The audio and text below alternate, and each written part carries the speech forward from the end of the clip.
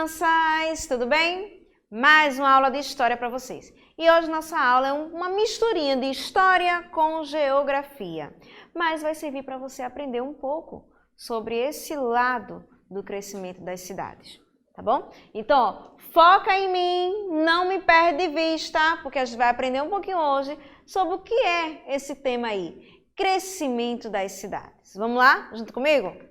Vê só. O crescimento das grandes cidades é resultado do êxodo rural vivido no mundo todo. Pausa. Êxodo rural. O que é isso, professora? É quando as pessoas começam a vir do campo e se instalando nas cidades, nos grandes centros urbanos. Aí eu morava numa região de campo, de sítios, e aí eu estou indo agora morar na região urbana, né? Nas zonas urbanas. E aí vai provocar um certo inchaçozinho e a cidade, consequentemente, vai crescendo. Mas vamos estudar um pouco mais sobre isso. Vamos lá, continuando. É o processo em que o espaço rural transforma-se em espaço urbano, com a consequente migração populacional. Ou seja, o pessoal está se mudando, está todo mundo se mudando, todo mundo se mudando. Do tipo campo-cidade, que quando ocorre de forma intensa e acelerada, é chamada de êxodo rural. Todo mundo se mudou. Bum! Êxodo rural. Certo? Olha aí uma palavrinha que eu quero que vocês aprendam. Coloquem aí no vocabulário de vocês. Urbanização. É um processo que envolve crescimento da população e da extensão territorial da cidade. Por exemplo, urbanização tá chegando mais gente, tá chegando o povo tá chegando, então o território ele vai crescendo. Aquele espaço em que as pessoas vão morar vai crescer. Então isso aí eu estou chamando de urbanização. Consequentemente, quando a população vai crescendo em determinado espaço, vai chegando algumas coisas que as pessoas precisam perto dela. Farmácia, supermercado, uma lojinha de roupa, um banco. Ou seja, o movimento da urbanização ela vai crescendo ao redor daquele processo que envolve o crescimento da cidade, tá bom? Crescimento da população. Olha aí, ó, o processo de urbanização no período industrial teve duas grandes causas, certo? Os fatores atrativos, ou seja, as pessoas vinham para os grandes centros para poder trabalhar nas indústrias, e os fatores repulsivos, ou seja, vinha de outros locais para tentar a vida em um determinado espaço. Lembra da aula de História de Pernambuco, quando eu falei que as pessoas iam para Rio de Janeiro ou São Paulo para tentar uma vida melhor em outros locais? Pronto, isso aí lá no Rio de Janeiro começou a ter o quê? O crescimento da urbanização. A urbanização começou a crescer. O crescimento populacional começou a crescer por conta de um fator repulsivo. As pessoas estavam saindo do local para ir morar em outro, porque via que tinha mais oportunidade e qualidade de vida. Processo em que o espaço rural se transforma em espaço urbano. Como assim, professora?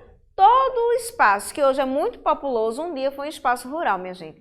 O mundo não se criou, pum, prédios. Não. Ele era um espaço vazio, de mata, natural, um ambiente natural. E aí teve a sua modificação. Lembra da aula de paisagem? Houve uma modificação do território, onde as coisas começaram a ser criadas, desenvolvidas, construídas, a partir do momento que as pessoas foram necessitando daquilo. Tá bom? Então, um espaço rural começou a ser um espaço urbano. Tá bom? E aí houve o êxodo rural, algumas zonas rurais que ainda existem, algumas pessoas vêm de lá para cá, para os grandes centros urbanos, fazendo com que o crescimento populacional vá aí, se expandindo cada vez mais. As raízes da urbanização brasileira são decorrentes da história. Os primeiros centros urbanos surgiram no século XVI. Ao longo do litoral, em razão da produção do açúcar. Lembra da cana-de-açúcar? Lembra da cana-de-açúcar? Lembra também que os agricultores, as primeiras pessoas, né, que começaram a fixar residências, ou seja, a serem, sedentários, a fixar residências, eles se residiam perto de rios, onde tinha água, porque eles plantavam e precisavam da agricultura, precisavam da água para irrigar a agricultura deles. certo? Então, tudo isso crescimento, o crescimento populacional houve ao quê? As margens de rios, tá? Por quê? E aí, na história do Brasil, a gente tem a cana-de-açúcar como um marco. Porque para irrigar a cana-de-açúcar eu precisava de água, consequentemente. Então, eu precisava estar perto, próximo da água. Aí veio, ó, no século XVII e no século XVIII, a descoberta de ouro fez surgir vários núcleos urbanos. E no século XIX, a produção do café. Vimos tudo isso. Vimos café, vimos ouro, vimos cana-de-açúcar. E olha só como tudo vai casando aí com o crescimento da cidade, com o processo de urbanização. Tá vendo? Posteriormente, no século XX, a indústria foi um instrumento de povoamento. Ou seja, foi um pivô, foi o que mais fez com que as pessoas viessem para os grandes centros, à procura de emprego, à procura de qualidade de vida, porque tinha a oferta maior nos grandes centros urbanos onde tinham essas indústrias, tá bom? Na década de 1930, o país começou a industrializar-se como o trabalho no campo. Era duro e a mecanização já provocava perda de postos de trabalho. Grande parte dos trabalhadores rurais foram atraídos para as cidades, com o intuito de trabalhar no mercado industrial. Ou seja, as indústrias estavam começando a render mais, a produzir mais rápido, enquanto aquela cultura do agricultor lá na zona rural dele, aquela coisa ainda bem mais lenta, começou a ficar mais atrás. Então, o que foi que essas pessoas começaram a fazer? A migrar para os grandes centros para procurar oportunidade nas indústrias. Esse êxodo rural elevou de forma significativa o número de pessoas nos centros urbanos.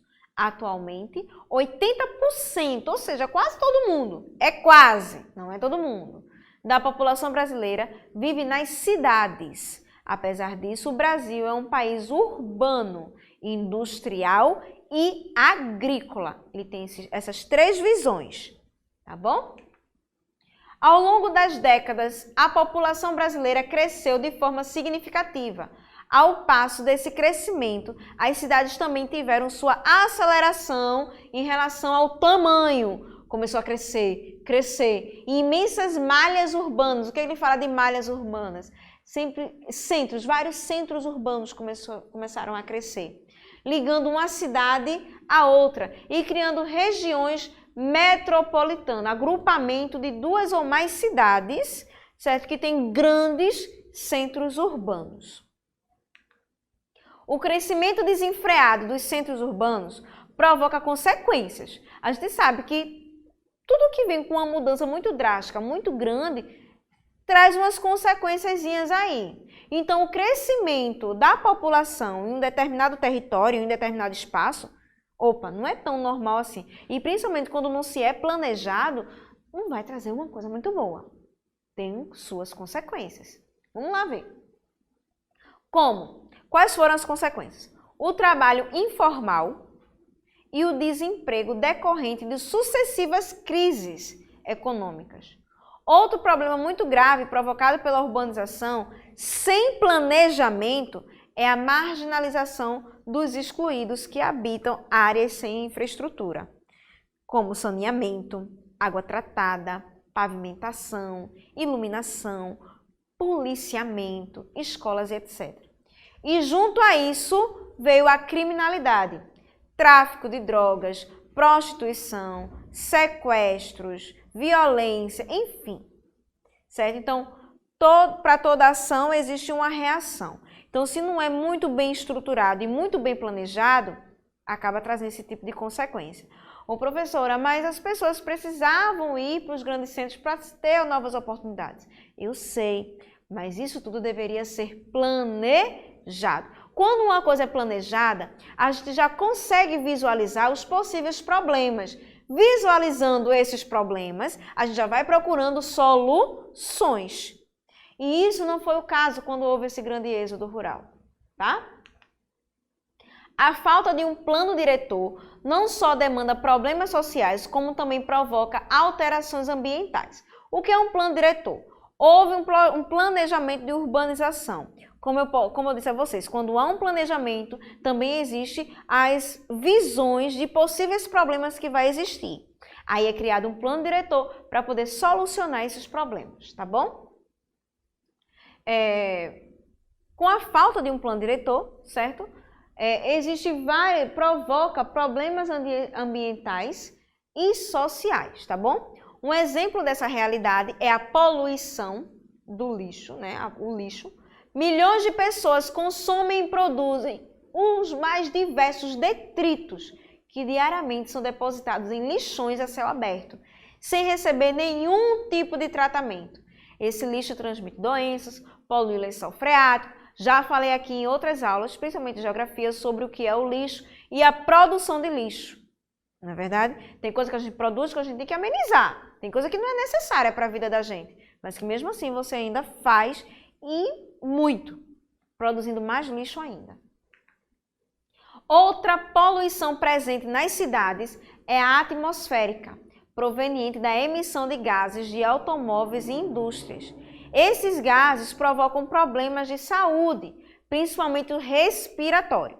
E, por fim, a poluição das águas, pois os dejetos das residências e indústrias são lançados sem tratamento nos córregos e rios.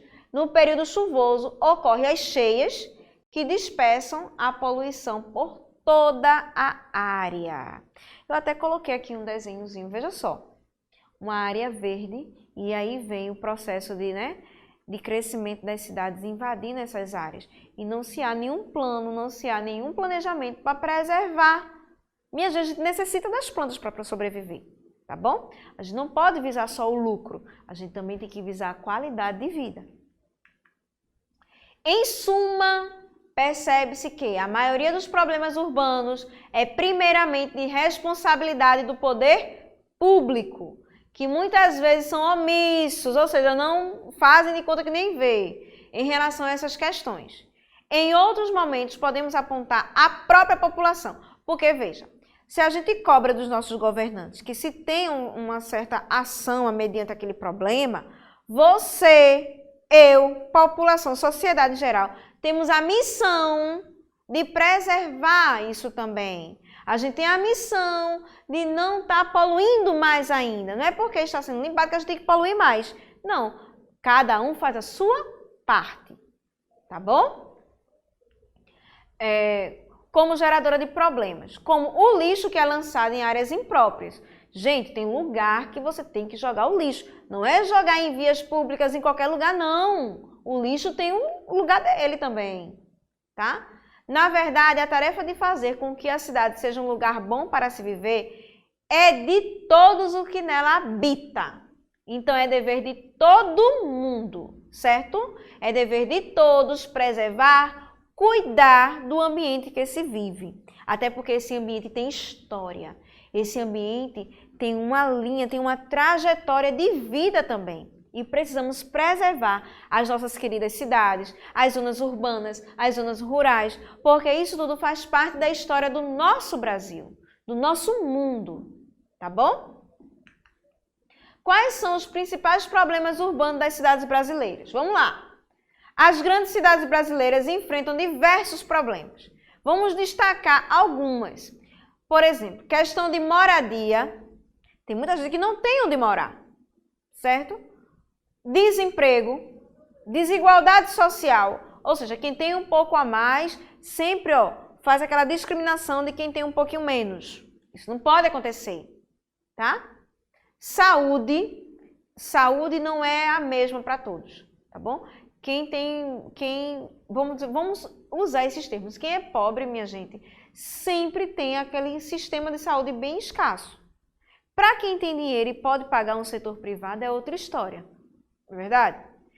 Educação, violência e exclusão social.